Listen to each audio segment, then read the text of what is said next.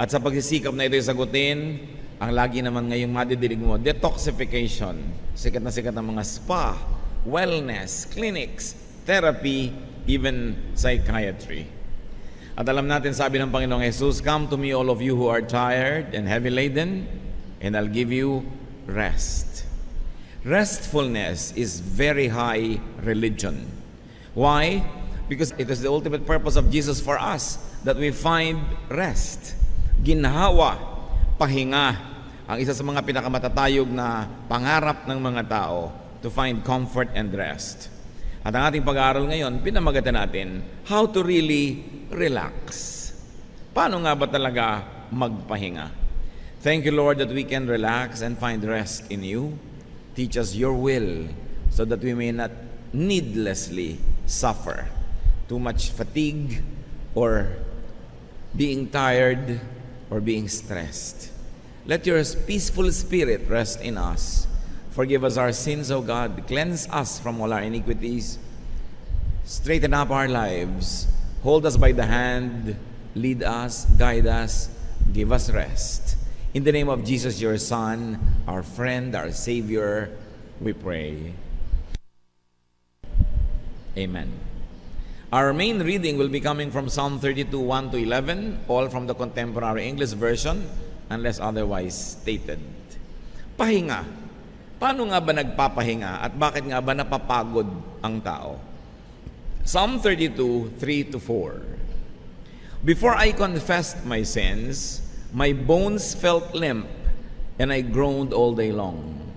Night and day your hand weighed heavily on me, and my strength was gone as in the summer heat.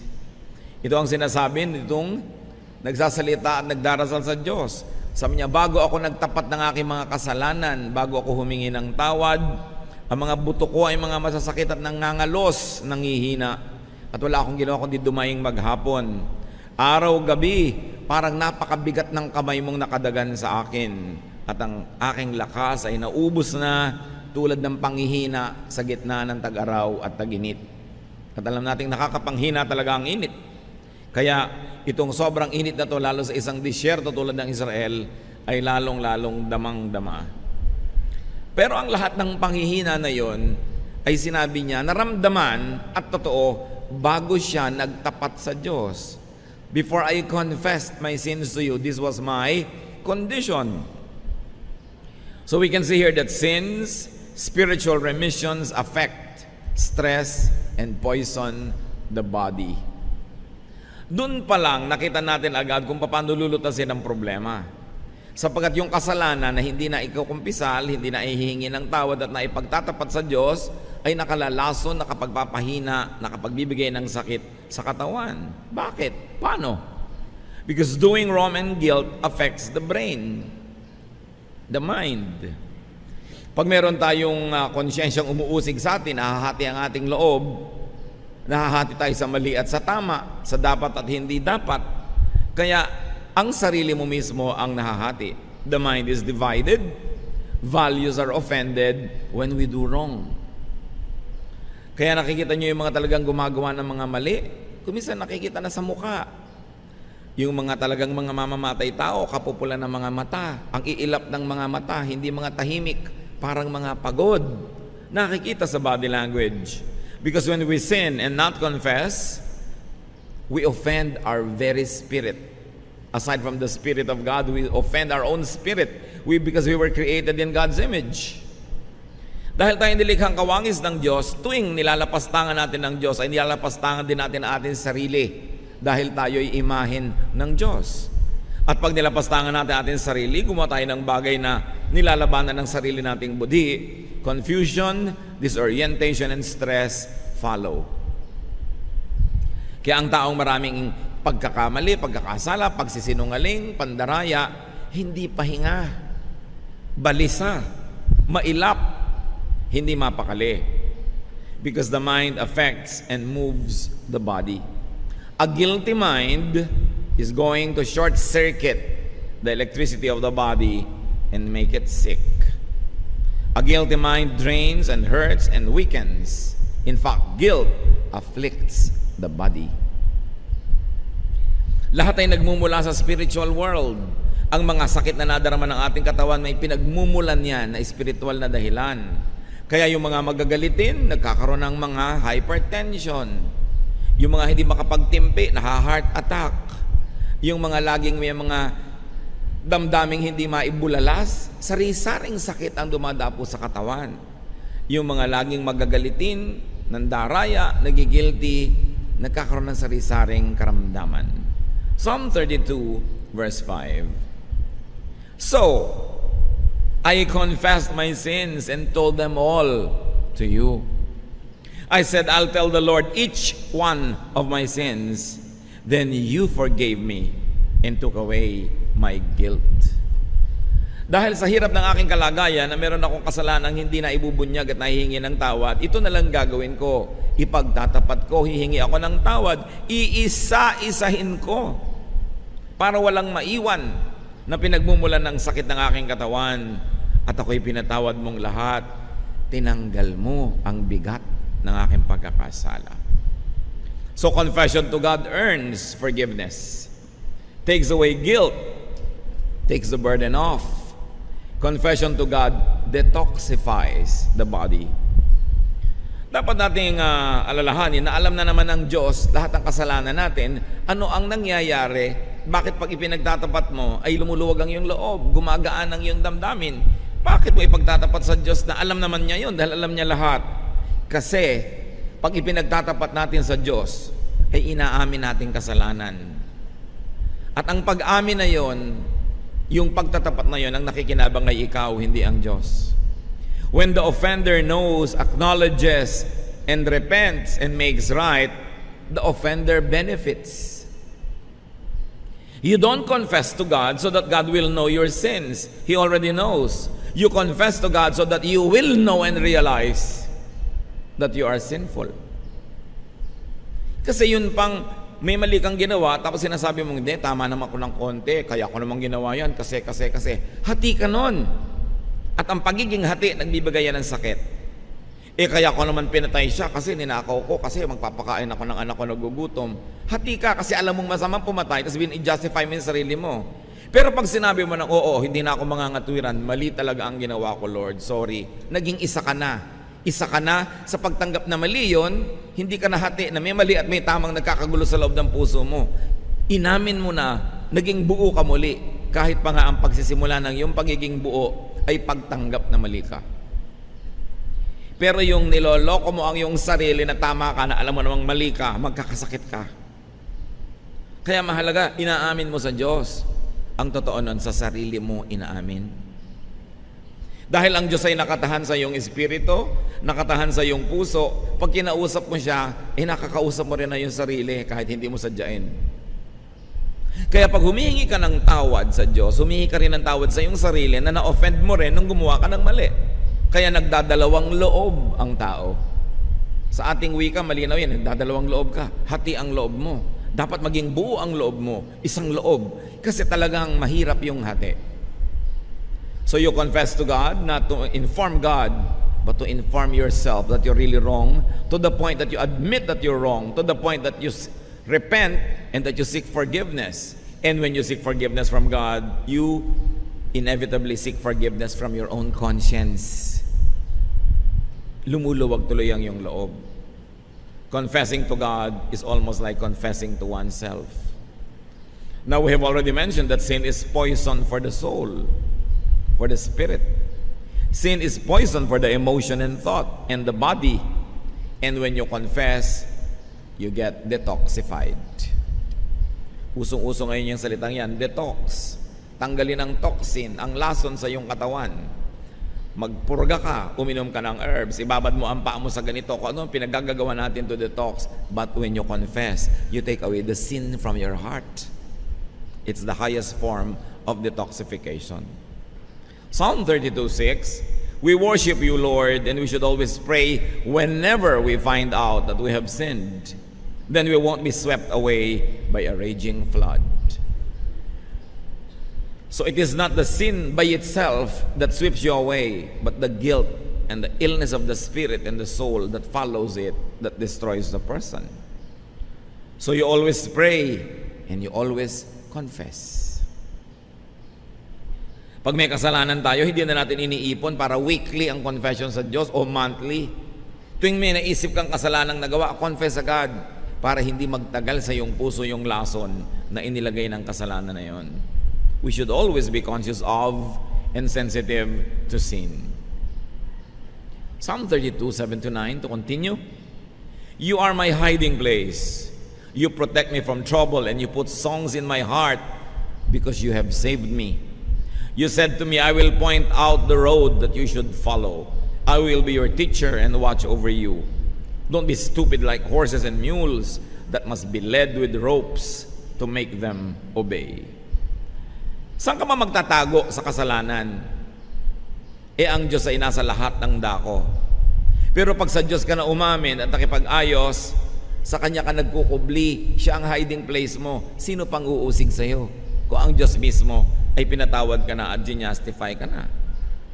Pagkakampi mo na yung Diyos, hindi dahil banal ka, kundi dahil inamin mo, tinanggap ang kasalanan at inihingi mo ng tawad, at taus-pusong gusto mo nang magbago, yung dating hukom ay ngayon ay kakampi mo na. Kaya sabi niya, you are my hiding place. At huwag daw tayong hangal tulad ng mga kabayo at mga hayop na ang naghihila sa kanila yung mga lubid na nakatali sa kanilang mga ilong. Kahit ayaw nilang pumunta, hinihila sila doon. At ang kasalanan, parang lubid na nakatali sa ilong natin. Hinihila tayo kung saan-saan tayo nagpupunta. Kasi pag gumagawa tayo ng mali, nagkakaroon ng affliction, suffering, and punishment. And because of that, we are led to repentance. Be led by a good conscience to do good. Don't be led by your trying to avoid punishment. Magkaiba yon. Kaya yung mga iba sumusuko na sa Diyos dahil hirap na, wala nang magawa. So ang naghila lang sa kanila, lubid. Huwag kayong ganun. Magkusa kayong sumunod sa Diyos. Huwag niyong antayin na talian niya kayo ng mga pagdurusa at paghihirap para puwersahin kayong sumunod. Sumunod ka na ng kusa at nang huwag ka na masaktan at huwag ka na makipagtunggali at nang wala na lang stress. Now the Lord shelters, protects, guides, and teaches people. And the Lord even cheers people up. Psalm 32, 10-11. All kinds of troubles will strike the wicked, but your kindness shields those who trust you, Lord. And so your good people should celebrate and shout.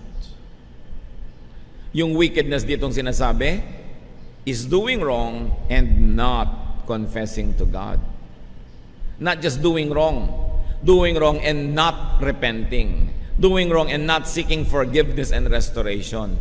Kaya ngayon, dagan-dagan sa buhay mo ang buong bigat ng langit.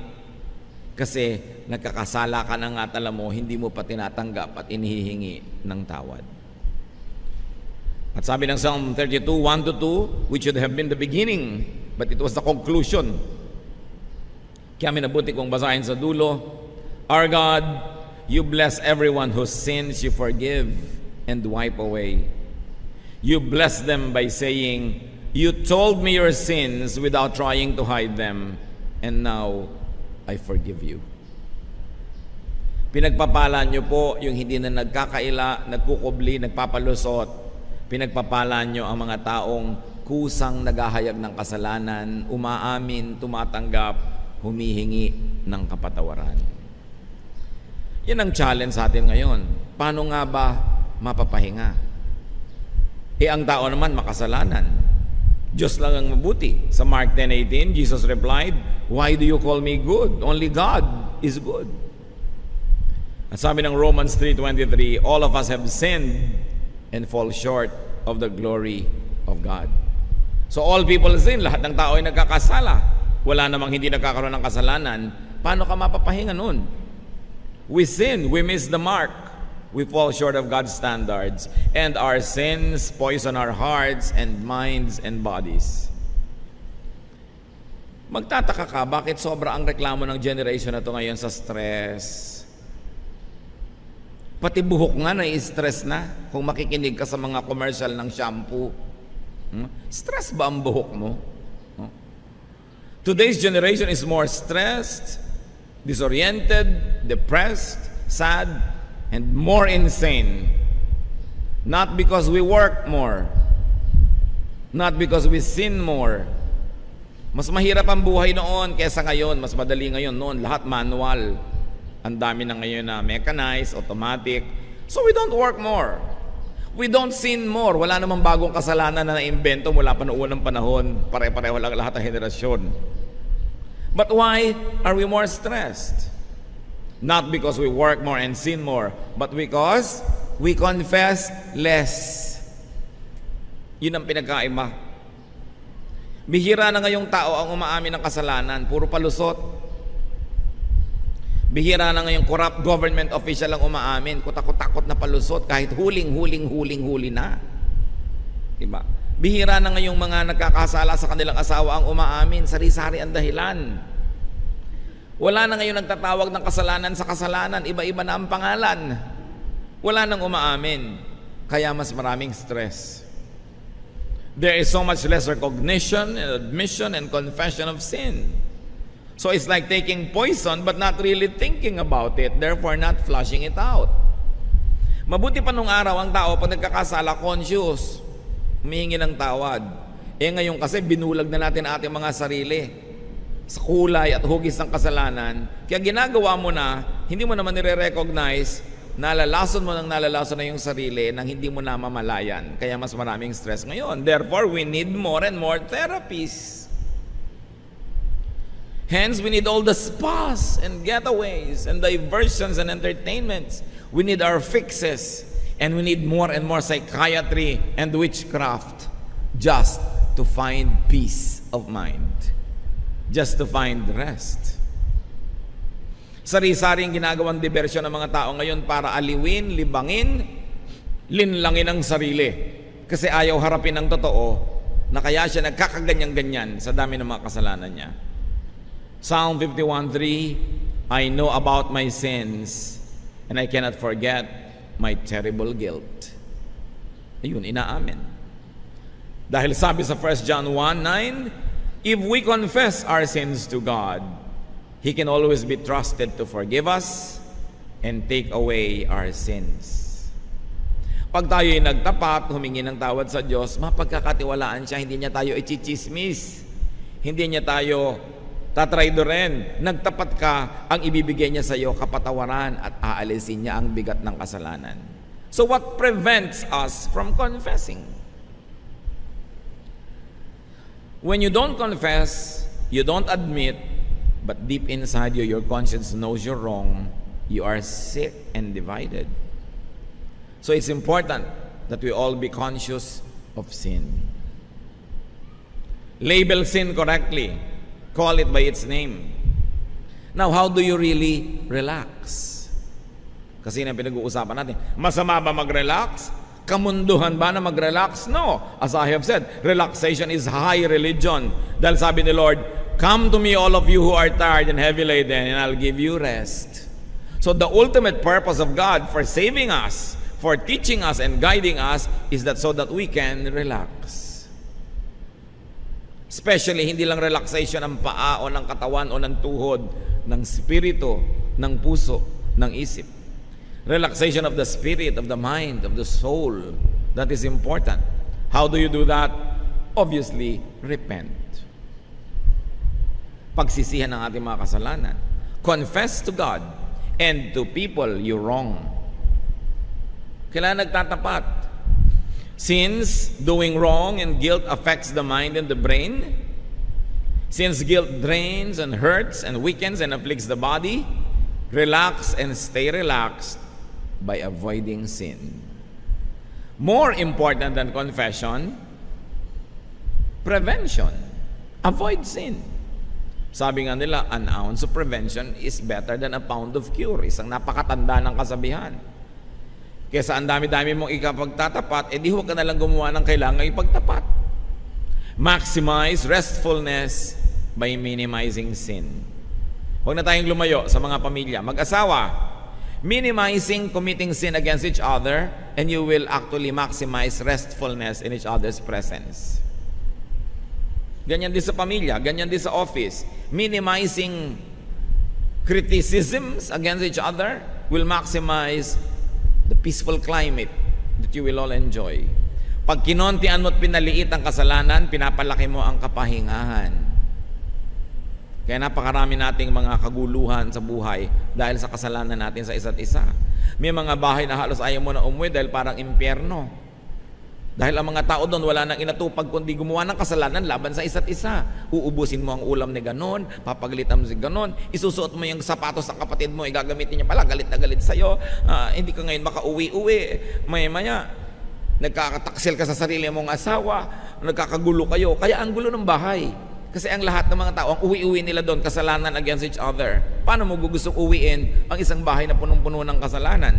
Paano mo gustuhin maligo sa isang swimming pool na puro laso nang nakalagay? But we poison our homes. We poison our workplaces through insubordination, by stealing from the company, by exploiting the workers, and by needlessly torturing your co-workers with bad behavior. But why will you poison your own work environment? Kaya ang daming sakit ng tao. A clean heart is the best spa. Kahit magbabad ka at magtira sa spa, pag inuusig ka ng iyong budhi, nginangat-ngat ka ng iyong konsyensya, walang pahipahingang mangyayari sa iyo. Hindi rin natatakpan ng makapal na makeup yung nag-aalalang puso, nakikita sa mukha. Kaya ang unahin nating linisin, i-detox ang puso. Ang unahin nating i-exfoliate ang puso. Yun ang unahing tanggalan ng mga dumi. Sapagkat pag malinis ang kalooban, it will radiate throughout. Righteousness is the best therapy. Pag matuwid ka, tumagawa ka ng tama, kahit minsan parang nalalamangan ka, nagbibigay ka na lang, nagpapasensya, pero tahimik ang loob mo. Huwag kang maghahangad na makalamang pero inuusig ka ng budhi. Kasi yung budhi kasama mo kahit saan ka magpunta. Bakit mo aawayin yung kasama mo lagi? Tulad ng mga iba, inaaway asawa, kapatid, kapitbahay. Yung kasama lagi ang aawayin, edi ang buhay mo magulo. Paano ka nakikipag-away ka sa budhi mo? When you quarrel and wage war against your own conscience, you will never have peace because your conscience will have to be with you wherever you go. Whether you like it or not, it is your conscience that will die and live with you wherever, whenever. A God-led life is the way to true relaxation. No amount of therapy could replace old-fashioned confession. A talk with a psychiatrist is good. A talk with a counselor is good, but do you know that it's only a cheap imitation of confession to God? The less you confess, the more you have to talk to a counselor. The more you have to talk to a therapist.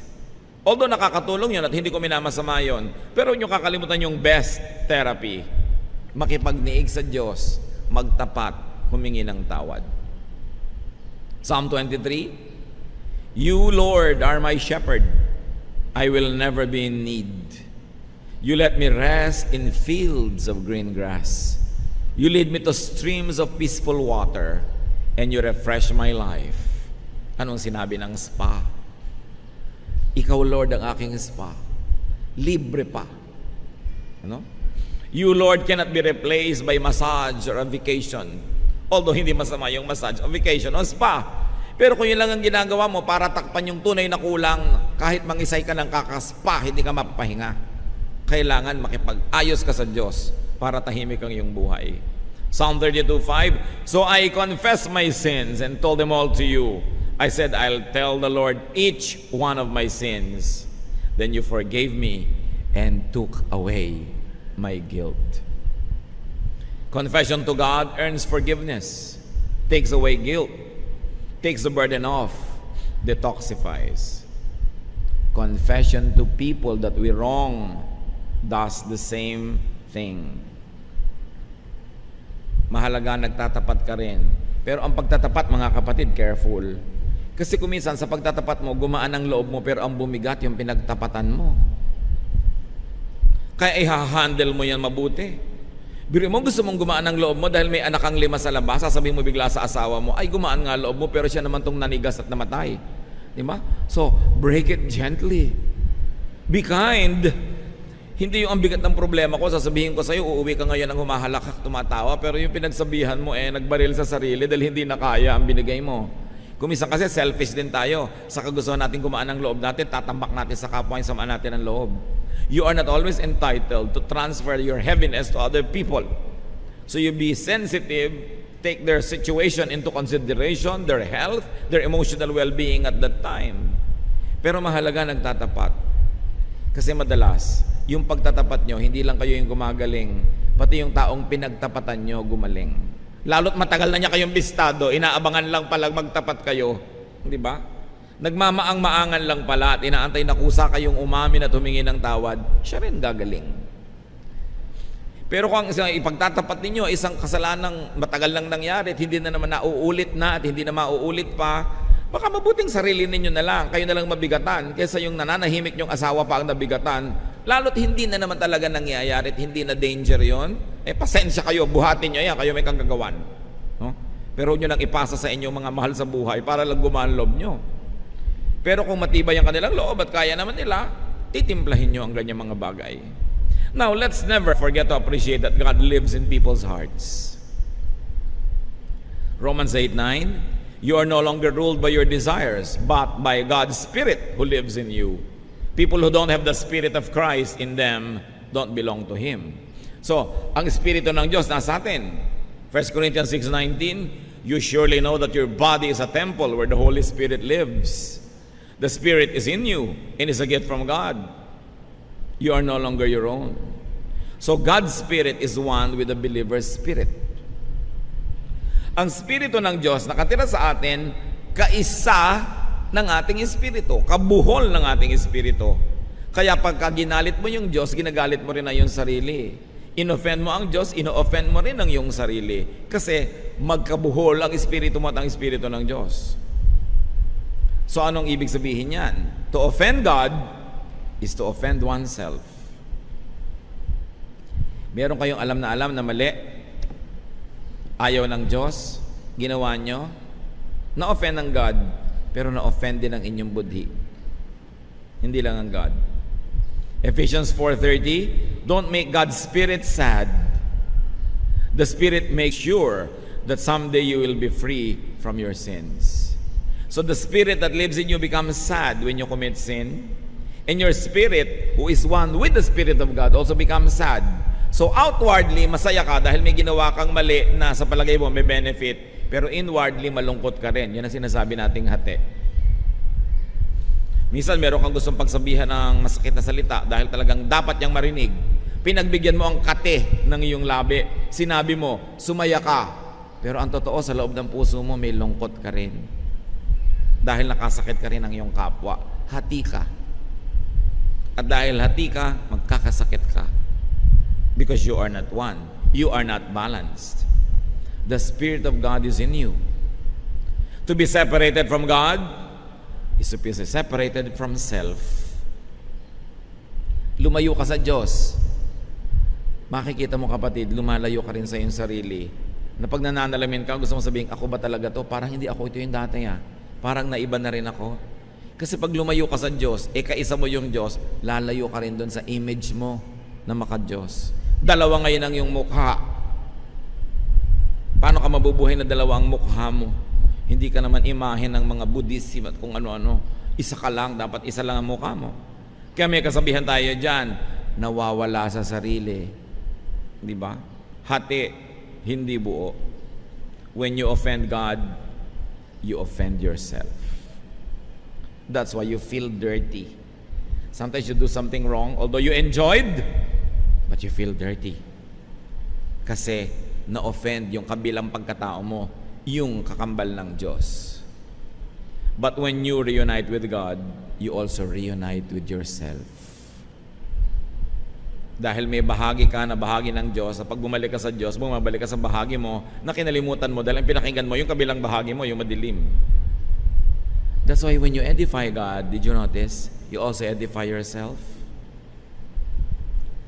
Bakit pag pinapupurihan mo ang Diyos, kumakanta ka, sumasayaw ka, o nag-o-offering ka ng taos-puso, parang tumataas din ang spirito mo. Samantalang pinagpupuri mo, Diyos. Pinuri mo ang Diyos, pinataas mo ang pangalan ng Diyos. Bakit martaas din ang feeling mo? Because when you edify God, you also edify yourself because you are one with God in spirit. That is why worship, prayer, righteousness, meditation, and other spiritual activities are uplifting for the worshiper. Magtataka ka, darating ka dito para ampun Diyos ang itaas at papurihan, pero paglabas mo, ikaw ang naglalakad sa alapaap, ikaw yung sumaya. Kasi pag pinasaya mo ang Diyos, dahil kakabal siya ng espiritu mo, sasaya ka rin. At pag pinalungkot mo siya, may bahagi ka rin nalulungkot. Ang lahat ng ginagawa mo sa Diyos, ginagawa mo lang sa iyong sarili. Dahil ikaw ang image ng Diyos. When you let God down, you let yourself down. So when you confess to God, you also confess to yourself. And when God forgives you, your conscience that is one with God also forgives you. That's why you find rest. You can never rest when your conscience and you are at war. Kaya dapat nabubuhay ang tao ng tahimik, payapa, banal. Tahimik siya. Unconfessed sin tortures. The cure is reconciliation with God. To be reconciled to God is to be reconciled to oneself. That's why to confess to God is also to confess to and admit to oneself one's mistakes. To confess to God is also to make right with oneself. The confession, the admission, and the forgiveness restores oneness within. Oneness with God and with self equals wholeness. Resolution of a conflict. Rest from being tired. It means relaxation. How to be peaceful, rested and relaxed? Confess. Repent. Make right with God. Better not to have anything to confess because you didn't do anything wrong. Why is confession important? Why does it give rest and peace? Because confession is submission, surrender to God. Non-confession is fighting with God. Paano ka matatahimik? Kinakalaban mo ang Diyos. Pero pag nag-confess ka na, sumuko ka na, tapos na ang gyera. Katulad ng lahat ng gyera, pag sumurrender na yung kabilang partido, tapos na ang gyera, may nanalo na. At hindi tayo lugi kung Diyos ang nananalo. Bakit? Dahil tayo rin yun, dahil kakambal nga ng spirito natin, ng spirito ng Diyos. Kailangan siyasatin natin ating mga sarili. At sa sandaling ito, nais kong hamunin ng bawat isa. Meron ba kayong mga nervyos? Meron ba kayong mga kabagabagan? Meron ba kayong mga parang insecurities, mga depression? Meron ba kayong mga nagpapahirap sa inyong loob? Baka naman unconfessed sin lang yan. Kailangan siyasatin natin ating sarili. Kumisan kasi kung relihiyoso ka, lagi ka may dalang Bible, akala mo okay ka na eh. At nabubulag tayo sa mga sarili nating kasalanan pag wala nang nakakapagsalita sa atin. Pag ikaw ang padre de pamilya, ikaw ang breadwinner, ikaw ang boss, wala na kuminsan makapagtuwid sa'yo. Akala mo, lagi ka nang tama. Ikaw itong pinakamatanda, akala mo, lagi kang tama. Hindi laging ganun yon. Kaya ang mga naliligaw madalas, yung mga pinakamatataas ang ranggo, mga pinaka-breadwinner, pinaka-boss, kasi wala nang makapagtuwid sa kanila. Mahalaga, nagpapakumbaba, sinisiyasat ang sarili. Kaya sa pagpapatuloy natin sa ating spiritual growth, it's good to pause and say, Lord, may unconfessed sin po ba ako? Siyasatin niyo ako, baka dahil convinced akong okay ako, pero ba't hindi okay lahat sa paligid ko? Baka meron ako hindi nahuhukay na ugat ng kasalanan na nagbibigay ng mapakla at mapait na bunga sa aking pangaraw-araw na pamumuhay. O baka naman, obvious naman na may kasalanan, ayaw pa rin aminin. So aminin na ngayon, ipagtapat para tayo makarelax. Kung relax na kayo, mas marerelax pa kayo kung hahanapin pa natin kung ano ang possible roots of other issues in our lives. Ama namin, nagpapakumbaba kami sa iyong harapan. Kinikilala namin kami gawa sa lupa, bagamat may espiritu kayong nakatira sa amin. Yung pagiging lupa namin ang madalas nagiging dahilan, kaya kami naliligaw. Siyasatin niyo po ang aming puso sa aming mga kapatid na alam ang mga mali. Turuan mo kami ngayon na magtapat, umamin, humingi ng tawad at magpasyang baguhin, ituwid ang aming makalikuan. Lalo ang masasama naming ugali na nagpapalayo sa mga mahal namin sa buhay. Turo mo sa amin, Lord, na huwag laging sila ang sisihin. Maaaring kami naman talaga ang dapat sisihin. Teach us to look at our lives from a fresh perspective. Hindi yung puro self-justification, kundi unawain namin ang aming totoong pagkatao at kilalanin namin ang aming mga kababaan para maitaas at maituwid nyo kami. Ipakita nyo sa akin, Panginoon, ang dapat namin gawin. At sa aming mga kapatid, Lord, na namanhid na, hindi na nahahalata na may mali sila. Turuan mo kami. Refresh us. Re-strengthen our convictions and our conscience. So our conscience can be your voice that effectively, powerfully, and loudly speaks to us. At sa aming paghingi ng tawad, pagkilala sa mga hindi kinikilalang kasalanan, palakasin niyo po kami.